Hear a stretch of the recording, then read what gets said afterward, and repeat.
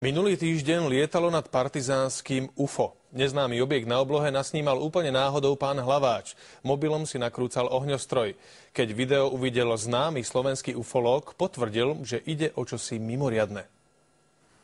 Pán Hlaváč sa rozhodol, že si na svoj mobil nakrúti ohňostroj. Keď si po niekoľkých dňoch pozrel záznam, neveril vlastným očiam. Postavil sa do okna, vzal mobil a spustil nahrávanie. V ten večer si nevšimol nič výnimočné. Šok prišiel o 2 dni. Sme zistili proste, že niečo tam je a nevieme si to vysvetliť, že čo. Proste nejaká vec alebo predmet. Spomínaný predmet je vidno v ľavom rohu. Najskôr sa vôbec nehybe. Po niekoľkých sekundách sa ale náhle stratí. Po nejakých 20 sekundách odletí. Video si pozeral niekoľkokrát a lietajúce teleso mu nedá pokoj. Známy slovenský ufológ, ktorému sme video ukázali, v tom má jasno. Ja sa prikláňam k tomu, že by to mohla byť milozemská civilizácia. Určite sa jedná o objekt, ktorý sa tam objavil, ako keby kontroloval niečo, čo sa deje na oblohe.